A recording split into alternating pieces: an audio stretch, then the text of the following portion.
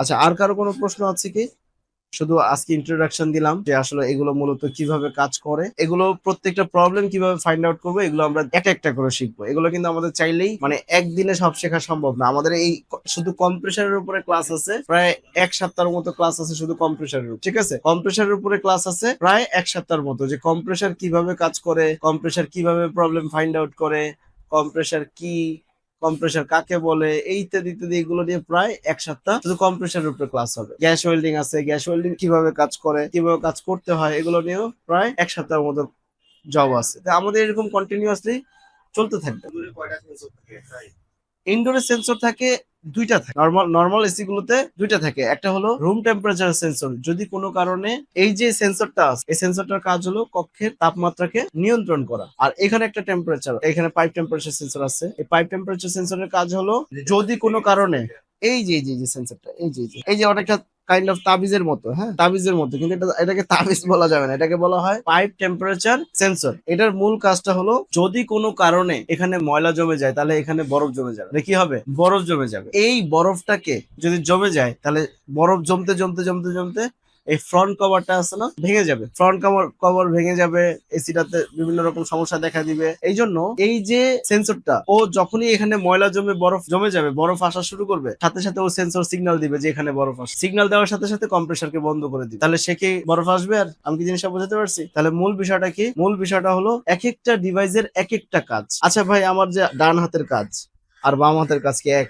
আমার মাথার কাজ আর আমার পেটের কাজ এক? প্রত্যেকটার কাজ ভিন্ন ভিন্ন, কিন্তু প্রত্যেক সবগুলো মিলে একটা কাজ হয়। সবগুলো মিলে কি একটা কাজ হয়। আমার এখানে এই যে আমার এখানে যে ইয়াগুলো আছে, ডিভাইস গুলো আছে, এগুলোর প্রত্যেকটা কম্পোনেন্টের আলাদা আলাদা কাজ। এগুলো সমস্ত কাজ মিলে একত্রিত এসে তারপর কি করে? আমার একটা কাজ সম্পাদন করে। সেই কাজটা কি? কাস্টমারকে আরামদায়ক তাপমাত্রা সরবরাহ করে। আমরা এইটা নিয়ে আলোচনা করছিলাম যে history of air conditioning system নিয়ে, হিস্ট্রি অফ রেফ্রিজারেশন, মানে রেফ্রিজারেটর নিয়ে আমরা আলোচনা করছিলাম না ক্লাসের প্রথম দিকে? করছিলাম কিনা? যে এয়ার কন্ডিশনিং সিস্টেমের 5টা শর্ত আছে, সেগুলো নিয়ে আমরা পরে আলোচনা করব। 5টা শর্ত কি? যে যে 5টা শর্ত নিয়ে আমরা আজকে আলোচনা করব না, 5টা আলোচনা নিয়ে আমরা অন্যদিন আলোচনা করব। এই 5টা জিনিস ঠিক থাকলে এয়ার কন্ডিশনিং সিস্টেমে আরামদায়ক পরিবেশ সৃষ্টি হয়। তো সেই টেকনোলজি গুলো নিয়ে আমাদের প্রত্যেকটা জিনিস আমাদের মাথায় রাখতে হবে। এগুলো যদি খাতায় থাকে তাহলে হবে না ভাই। প্রত্যেকটা জিনিস কোথায় থাকতে হবে?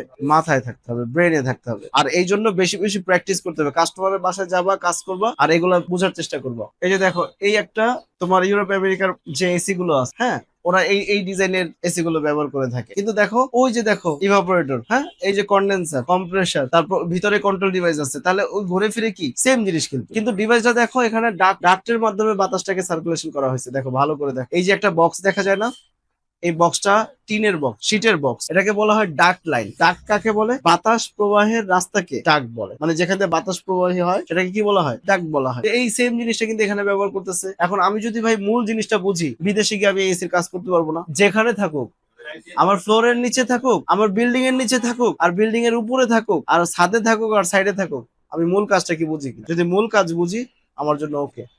এই ফ্যান আর এই ফ্যান কোনটা? মানে এই যে স্প্লিট এসির মধ্যে যে ফ্যানটা আছে আর ওইখানে যে ফ্যানটা দেখা যাচ্ছে, দুটোটার কাজ তো সেম।